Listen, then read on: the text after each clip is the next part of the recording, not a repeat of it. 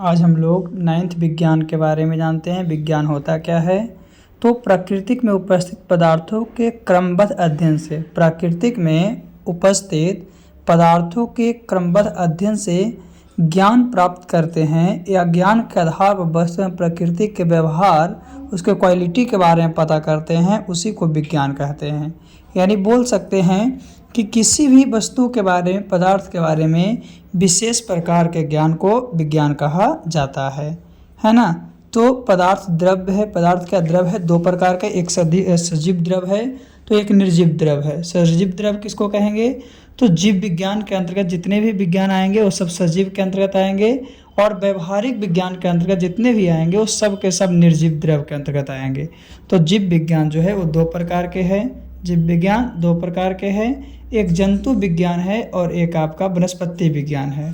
तो जंतु विज्ञान और वनस्पति विज्ञान आपका है। इसी तरह से जो निर्जीव द्रव है, व्यवहारिक विज्ञान और दो प्रकार के, भौतिक विज्ञान और रसायन विज्ञान। तो जंतु विज्ञान के जनक अरस्तु को, वनस्पति विज्ञान के जनक थियोफ्रास्ट को, भौतिक विज्ञान का जनक न्यूटन को या आइंस्टीन को बोला जाता है, या रसायन विज्ञान के जनक लेवोजियर को बोला जाता है। आगे हम लोग देखते हैं भौतिक विज्ञान के बारे में। तो भौतिक विज्ञान जो है, फिजिक्स शब्द की उत्पत्ति मूल रूप से ग्रीक भाषा के फ्यूसिस शब्द से हुई है। भौतिक विज्ञान फिजिक्स शब्द की उत्पत्ति मूल रूप से ग्रीक भाषा के फ्यूसिस शब्द से हुई है, जिसका अर्थ होता है प्रकृति अथवा प्राकृतिक पदार्थ। तो भौतिक विज्ञान में प्रकृति में व्यापक द्रव, ऊर्जा तथा उसकी पारस्परिक आंतरक्रियाओं का अध्ययन जो किया जाता है वो सब भौतिक विज्ञान के अंतर्गत किया जाता है। जैसे फ्यूसिस ग्रीक शब्द है, इससे आपका फ्यूजिका बना, ये भी ग्रीक शब्द है। फ्यूजिका से आपका क्या है? फिजिका बना, जो लैटिन शब्द है। और फिजिका से आपका फिजिक्स बना, जो अंग्रेजी शब्द है। और फिजिक्स के जनक न्यूटन को या आइंस्टाइन को माना जाता है। फिजिक्स का जनक जो है न्यूटन को या तो आइंस्टाइन को माना जाता है। इस लेसन में हम लोग भौतिक विज्ञान के बारे में पढ़ रहे हैं। चलिए इसके बाद थोड़ी सी मात्रक की बात करते हैं, मापन की। मापन क्या है? मेजरमेंट क्या है? तो मेजरमेंट कहने का मतलब है कि किसी वस्तु द्वारा प्राकृतिक अथवा क्षेत्र से संबंधित, किसी वस्तु द्वारा, वस्तु या पदार्थ है, किसी पदार्थ, व्यक्ति, वस्तु अथवा क्षेत्र से संबंधित विभिन्न भौतिक राशियों जैसे लंबाई, आयतन, क्षेत्रफल, द्रव्यमान आदि के मानक जो है मात्रकों की तुलना में शुद्ध संख्यात्मक मान प्रदर्शित करना है। शुद्ध संख्यात्मक मान जो प्रदर्शित करता है उसी को हम लोग क्या कहते हैं? मापन कहते हैं। क्या कहते हैं? मापन कहते हैं। उदाहरण के लिए क्या है? तो सब्जियों के भार को किलोग्राम में, सब्जी अगर खरीदते हैं तो किलोग्राम में, दूध की मात्रा को लीटर में, दूध की मात्रा को लीटर में, और कपड़े की लंबाई को मीटर में दर्शाना, कपड़े की लंबाई को मीटर में दर्शाना, इस सब आपका मापन का एक उदाहरण है। जैसे सब्जियों का भार में, दूध को लीटर में, लंबाई को मीटर में। चलिए आगे देखते हैं।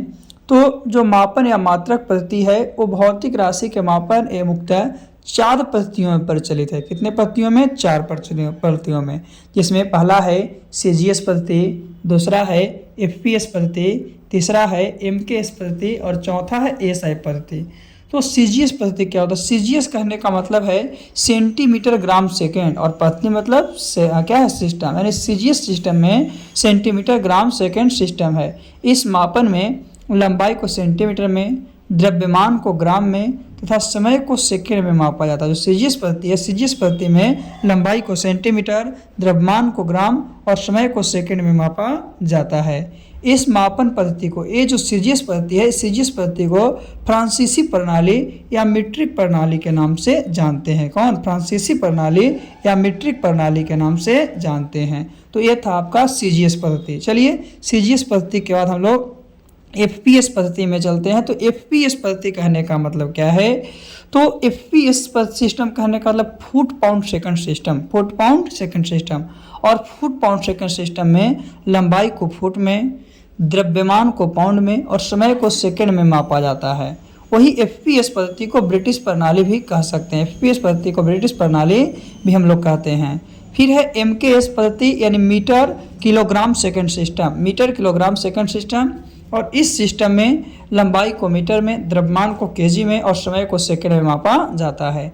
इंजीनियरिंग एवं औद्योगिक क्षेत्र में मापन हेतु इसी प्रणाली का उपयोग किया जाता है। इंजीनियरिंग एवं उद्योग धंधा के क्षेत्र में MKS पद्धति का इस्तेमाल आपका किया जाता है।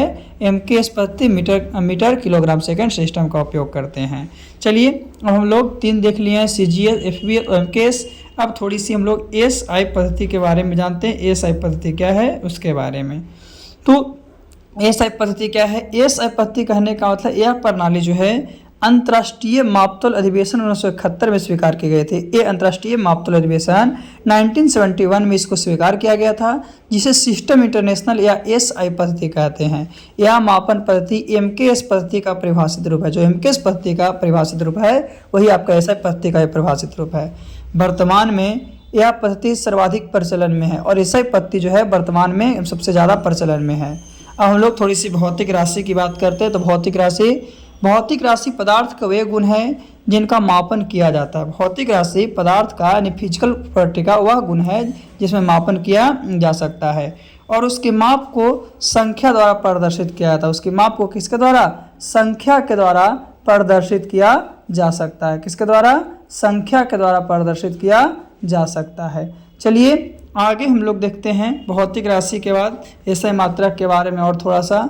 तो SI मात्रक कहने का मूल राशि, जिन राशियों की अभिव्यक्ति अन्य भौतिक राशियों पर निर्भर न होकर, अन्य भौतिक राशि पर निर्भर नहीं होता है, पूर्णतः स्वतंत्र होता है यानी फ्री होता है, दूसरे पर निर्भर नहीं रहता है, उसको मूल राशि कहते हैं। तथा इन राशियों के मात्रक मूल मात्रक कहलाता है। और ये जितने भी राशि हैं जो स्वतंत्र हैं वो सब के मात्रक मूल मात्रक कहलाते हैं। और मूल भौतिक राशि जो है 7 प्रकार की होते हैं। मूल जो भौतिक राशि है वो 7 प्रकार के। कौन कौन? तो लंबाई, समय, ताप, द्रव्यमान, विद्युत धारा, ज्योति तीव्रता और पदार्थ की मात्रा। यानी कितने? 7। कौन कौन? लंबाई हो गया, समय हो गया, ताप हो गया, द्रव्यमान हो गया, विद्युत धारा हो गया, ज्योति तीव्रता हो गया और पदार्थ की मात्रा हो गया। ये 7 प्रकार की भौतिक राशि है। मूल जो भौतिक राशि है वो 7 प्रकार की है। तो चलिए इस 7 को हम लोग एक एक करके देखते हैं कि किसका क्या मतलब कि मात्रक है और क्या इसका संकेत है।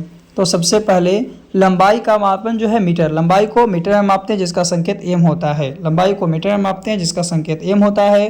द्रव्यमान को केजी में मापते हैं जिसका संकेत केजी होता है। समय को सेकेंड S होता है। तापक्रम को केल्विन यानी K होता है। विद्युत धारा का एम्पियर A होता है। ज्योति तीव्रता का कैंडेला CD होता है तथा पदार्थ की मात्रा का मोल होता है। पदार्थ की मात्रा का मोल MOL होता है। उसी तरह से पूरक मूल मात्रक भी आपका 2 हैं। पूरक मूल मात्रक 2 हैं। एक समतल कोण है, एक घन कोण है। एक समतल कोण है और एक घन कोण। तो समतल कोण का जो मापन है वो आपका रेडियन है और घन कोण का अस्टेरेडियन है। तो रेडियन को RAD के द्वारा सूचित करते हैं और घन कोण का जो अस्टेरेडियन है उसे SR के द्वारा सूचित किया जाता है। तो ये है भौतिक राशि के मूल मात्रक। पूरक मूल मात्रक भी है, मूरक है, मात्रक का मान। आगे तो SI मात्रक की बात करते हैं। व्युत्पन्न मात्रक राशियों को उदाहरण में सबसे पहले क्षेत्रफल की एरिया की बात करते हैं। तो एरिया होता है 2 चीज़ उसमें, लंबाई और चौड़ाई। तो क्षेत्रफल का मात्रक बराबर लंबाई का मात्रक और गुने चौड़ाई का मात्रक। तो लंबाई का भी देखें कि लंबाई का मीटर होता है। लंबाई जो है लंबाई का मात्रक मीटर होता है और चौड़ाई का मात्रक भी मीटर होता है। यानी मीटर में मीटर से हम लोग गुना करते हैं तो मीटर स्क्वायर होता है और मीटर स्क्वायर को हम लोग वर्ग मीटर कहते हैं। यानी जो व्युत्पन्न राशि के क्षेत्रफल है, क्षेत्रफल का मात्रक मीटर स्क्वायर होता है, वर्ग मीटर होता है। चलिए क्षेत्रफल के बाद हम लोग जानते हैं किसके बारे में? आयतन के बारे में। क्षेत्रफल के बाद हम लोग आयतन के बारे में जानेंगे। तो याद रखना कि क्षेत्रफल जो है किसी चीज़ का अगर एरिया है तो हमेशा स्क्वायर में होगा, क्योंकि क्षेत्रफल मतलब क्या होता है आपका एरिया, और एरिया जब भी होता है तो स्क्वायर में होता है, वर्ग में होता है, वर्ग को छोड़कर वो नहीं होता है, वर्ग को छोड़कर नहीं होता है। तो एरिया के बारे में जान चुके हैं। अब हम लोग जानते हैं आयतन वॉल्यूम के बारे में। तो आयतन में लेंथ, ब्रेथ और हाइट तीनों होता है, यानी लंबाई, चौड़ाई और ऊंचाई तीनों होती है। तो जब आयतन का मात्रक निकलेगा तो लंबाई का मात्रक, चौड़ाई का मात्रक और ऊंचाई का मात्रक आएगा। आयतन के मात्रक में लंबाई का मात्रक, चौड़ाई का मात्रक और ऊंचाई का मात्रक आएगा। यानी मीटर गुने मीटर गुने मीटर, मीटर गुने मीटर गुने मीटर, यानी 3 बार हो गया तो मीटर क्यूब। और मीटर क्यूब को घन मीटर बोला जाता है, मीटर क्यूब को घन मीटर बोला जाता है। तो आयतन का मात्रक आपका घन मीटर होता है, मीटर क्यूब होता है। क्षेत्रफल का हम बताएं, क्षेत्रफल का मीटर स्क्वायर था, और आयतन है तो आयतन का आपका घन मीटर होता है। आयतन का क्या होता है? घन मीटर होता है। तो दोनों को याद रखना है कि किसका क्या होता है, यानी कि मीटर का भी क्षेत्रफल का भी देख लिए, एरिया का भी, और वॉल्यूम का भी देख लिए, आयतन का भी। चलिए अब हम लोग आगे चलते हैं। क्षेत्रफल और आयतन के बाद हम लोग बात करते हैं थोड़ी सी डेंसिटी के बारे में। किसके बारे में? डेंसिटी यानी घनत्व। घनत्व क्या होता है? तो घनत्व जो है, घनत्व का फार्मूला होता है द्रव्यमान बटा आयतन, द्रव्यमान बटा आयतन। तो घनत्व का जैसे मात्रक निकालेंगे तो द्रव्यमान है, तो द्रव्यमान का मात्रक बटा आयतन का मात्रक। द्रव्यमान का आयतन बटा क्या होता है? आयतन का मात्रक। तो द्रव्यमान का जो मात्रक है, बताएं कि द्रव्यमान को केजी में मापते हैं, और आयतन अभी निकाले थे तो आयतन को मीटर क्यूब, आयतन को क्या? Metre cube. तो घनत्व का जो मात्रक होता है केजी पर मीटर क्यूब होता है। घनत्व जो है डेंसिटी है, डेंसिटी का मात्रक केजी पर मीटर क्यूब है ना। और जो केजी पर मीटर क्यूब है, यानी कि ग्राम जो है, अब सॉरी केजी पर मीटर क्यूब, केजी पर मीटर क्यूब है, उसको ग्राम पर सेंटीमीटर क्यूब में भी व्यक्त कर सकते हैं। घनत्व जो है, घनत्व को ग्राम पर सेंटीमीटर क्यूब में हम लोग व्यक्त कर सकते हैं। ये आपका घनत्व का मात्रक है। किसका मात्रक है? घनत्व का मात्रक है। चलिए घनत्व के मात्रक के बाद हम लोग आगे चलते हैं, है ना। ये हम लोग घनत्व के मात्रक को सीख गए हैं। तो घनत्व के बाद चाल की बात करते हैं, स्पीड की। स्पीड क्या है? चाल क्या है? तो चाल बराबर होता है आपका दूरी बटा समय। चाल बराबर दूरी बटा समय, यानी चाल का मात्रक जो है दूरी का मात्रक और बटा समय का मात्रक। तो दूरी किसमें? मीटर में मापते हैं। समय किसमें? सेकंड में मापते हैं। समय सेकंड में और दूरी मीटर में। तो दूरी जो है, दूरी का मात्रक मीटर है, समय का मात्रक सेकंड है, इसीलिए चाल का जो मात्रक हो जाएगा मीटर पर सेकंड हो जाएगा। ऐसे मीटर पर सेकंड को किलोमीटर पर घंटे में बदल सकते हैं। मीटर पर सेकंड को किलोमीटर पर घंटे में बदलते हैं, और 1 मीटर पर सेकंड बराबर 18/5 किलोमीटर पर घंटा होता है। वही 1 किलोमीटर पर घंटा बराबर 5/18 मीटर पर सेकंड होता है। तो याद रखना है कि चाल का मात्रक मीटर पर सेकंड है। अगर किलोमीटर पर घंटा है तो उसे सबसे पहले मीटर पर सेकंड में बदलेंगे, उसके बाद ही आगे को हम लोग देखेंगे। तो चलिए चाल को देख लिए हैं, यानी क्षेत्रफल को देख लिए, आयतन को देख लिए, घनत्व को देख लिए, चाल को देख लिए। आगे हम लोग त्वरण की बात करते हैं। त्वरण क्या है? तो त्वरण कहने का मतलब होता है कि समय के साथ वेग में परिवर्तन की दर। जो समय के साथ वेग में परिवर्तन होता है उसी की दर को त्वरण कहते हैं। यानी समय के साथ वेग में परिवर्तन हुआ तो त्वरण, यानी त्वरण बराबर क्या? तो चाल में परिवर्तन हुआ तो चाल परिवर्तन बटा समय, चाल परिवर्तन बटा समय। तो त्वरण का मात्रक क्या हो जाएगा? तो चाल का मात्रक बटा समय का मात्रक। तो अभी चाल का मात्रक जो होता है क्या होता है? तो चाल का मात्रक तो मीटर पर सेकंड होता है, और समय का मात्रक सेकंड, तो मीटर पर सेकंड बटा सेकंड। तो सेकंड से सेकंड हो जाएगा गुना, तो मीटर पर सेकंड स्क्वायर। तो त्वरण का मात्रक जो है आपका मीटर पर सेकंड स्क्वायर होता है। यही अगर ऋणात्मक त्वरण की बात करते हैं तो ऋणात्मक त्वरण आपका माइनस में आता है, और ऋणात्मक त्वरण को मंदन कहा जाता है। ऋणात्मक त्वरण है उसे मंदन के नाम से जानते हैं। तो ये आपका त्वरण था। तो त्वरण का मात्रक याद रखना है कि त्वरण का मात्रक जो है मीटर पर सेकंड स्क्वायर है। क्या? त्वरण का मात्रक मीटर पर सेकंड स्क्वायर। चलिए त्वरण के बाद हम लोग आगे चलते हैं। त्वरण के बाद क्या है? तो त्वरण के बाद आपका बल। बल बराबर क्या होता है? द्रव्यमान गुने त्वरण, द्रव्यमान गुने त्वरण। तो बल के मात्रक को निकालेंगे तो द्रव्यमान का मात्रक गुने त्वरण का मात्रक। तो द्रव्यमान का मात्रक केजी होता है, और त्वरण का मात्रक अभी देखें कि मीटर पर सेकंड स्क्वायर होता है। तो किलोग्राम में मीटर पर सेकंड स्क्वायर को करेंगे तो केजी मीटर पर सेकंड स्क्वायर हो जाएगा। केजी मीटर पर सेकंड स्क्वायर, और 1 केजी मीटर पर सेकंड स्क्वायर बराबर 1 न्यूटन होता है। 1 केजी मीटर पर सेकंड स्क्वायर बराबर 1 न्यूटन होता है। न्यूटन जो है एक वैज्ञानिक का नाम है। तो बल के मात्रक को न्यूटन कहते हैं, जिसे कैपिटल एन के द्वारा सूचित किया जाता है। बल का जो मात्रक है उसे न्यूटन कहते हैं, और इसे कैपिटल एन के द्वारा सूचित किया जाता है क्योंकि ये वैज्ञानिक के नाम पर है। किसके नाम पर? वैज्ञानिक के नाम पर। और क्या बताएं कि 1 न्यूटन बराबर 1 केजी मीटर पर सेकंड स्क्वायर होता है। 1 न्यूटन बराबर 1 केजी मीटर पर सेकंड स्क्वायर होता है। यानी बल जो है, बल का मात्रक न्यूटन हो गया। अगर 1 न्यूटन बराबर तो केजी मीटर पर सेकंड स्क्वायर। फिर बात करते हैं वर्क की, कार्य की। तो कार्य क्या है? तो कार्य बराबर आपका है बल गुने दूरी। कार्य बराबर क्या है? बल गुने दूरी, यानी कार्य का मात्रक बराबर बल का मात्रक गुने दूरी का मात्रक, बल का भी मात्रक और दूरी का मात्रक। तो बल का मात्रक तभी देखे केजी मीटर पर सेकंड स्क्वायर था, बल का मात्रक केजी मीटर पर सेकंड स्क्वायर कैसे निकला वो भी देख लिए, और दूरी का मात्रक मीटर। तो केजी मीटर पर सेकंड स्क्वायर में मीटर से करेंगे तो क्या हो जाएगा, केजी मीटर स्क्वायर पर second square, KG metre square पर सेकंड स्क्वायर। और केजी मीटर स्क्वायर पर सेकंड स्क्वायर को हम लोग एक जूल बोलते हैं, यानी कार्य के मात्रक को जूल कहते हैं, कार्य के मात्रक को क्या कहते हैं, जूल कहते हैं। और जूल को जे के द्वारा सूचित किया जाता है ना। और एक जूल बराबर केजी मीटर स्क्वायर पर सेकंड स्क्वायर होता है, यानी न्यूटन मीटर, इसको क्या बोलते हैं, न्यूटन मीटर भी बोल सकते हैं। तो ऊर्जा का मात्रक भी वही होता है जो कार्य का मात्रक, जो वर्क का मात्रक है वही आपका ऊर्जा का भी, यानी ऊर्जा का भी न्यूटन मीटर होगा, एक जूल होगा, केजी मीटर स्क्वायर पर सेकंड स्क्वायर होगा, किसका, कार्य का। चलिए कार्य के बाद हम लोग शक्ति की बात करते हैं, पावर की। तो शक्ति बराबर होता है कार्य बटा समय, शक्ति बराबर क्या है, कार्य बटा समय।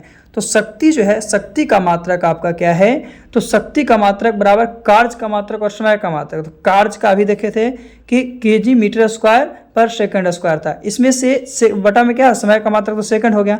तो एक कटने के बाद जूल पर सेकंड आ जाता है, यानी जूल पर सेकंड, तो केजी मीटर स्क्वायर पर सेकंड स्क्वायर, और इसी को हम लोग वाट कहते हैं। तो शक्ति के मात्रक को वाट कहते हैं और इसे डब्ल्यू के द्वारा सूचित किया जाता है। और एक वाट जो है, एक वाट बराबर क्या होता है, तो 1 जूल पर कूलम, 1 जूल पर कूलम। इसी प्रकार किसी भी राशि के मात्रक मूल मात्रक के व्युत्पन्न किए जा सकते हैं, यानी कि इसी प्रकार से हम लोग कोई भी मात्रक है, राशि का मात्रक है, उसको मूल मात्रक के व्युत्पन्न कर सकते हैं और ऐसे निकाल सकते हैं कि इसका मात्रक क्या होगा, जिसमें हम लोग बहुत सा जान गए, वर्ग, आयतन, कार्य, शक्ति, है ना, और उसके बाद घनत्व, ये सब के बारे में। चलिए अब थोड़ा सा उपसर्ग के बारे में जानते हैं। तो उपसर्ग क्या है, तो 10 के पावर 1 है उसको डेका बोलते हैं, 10 के पावर 2 को हेक्टो बोलते हैं, 10 के पावर 3 को किलो बोलते हैं, 10 के पावर 6 को मेगा बोलते हैं, 10 के पावर 9 को जीगा बोलते हैं, 10 के पावर 12 को टेरा बोलते हैं, 10 के पावर 15 को पेंटा बोलते हैं, 10 के पावर 18 को एक्सा बोलते हैं। तो डेका को डी ए से, हेक्टो को एच से, किलो को के से, मेगा को कैपिटल एम से, जीगा को कैपिटल जी से, टेरा को कैपिटल टी से, पेंटा को कैपिटल पी से और एक्सा को कैपिटल ई से हम लोग क्या करते हैं, सूचित करते हैं। उसी तरह से 10 के पावर -1 को हम लोग बोलते हैं डेसी, जिसे डी के द्वारा, 10 के पावर -2 को सेंटी कहते हैं सी के द्वारा, और 10 के पावर -3 को मिली कहते हैं एम के द्वारा, 10 के पावर -6 को माइक्रो कहते हैं यू के द्वारा, और 10 के पावर -9 को नैनो कहते हैं एन के द्वारा, 10 के पावर -12 को पिको कहते हैं पी के द्वारा, 10 के पावर -15 को फेंटो कहते हैं एफ के द्वारा, और 10 के पावर -18 को एटो कहते हैं ए के द्वारा सूचित करते हैं। तो इस तरह से आज हम लोग ये विज्ञान और मापन के टॉपिक को पढ़ चुके हैं अच्छी तरह से। आप लोग इसे अच्छे से याद रखिएगा। ये 9th क्लास का फर्स्ट टॉपिक था और इससे सभी एग्जाम में क्वेश्चन पूछे जाते हैं।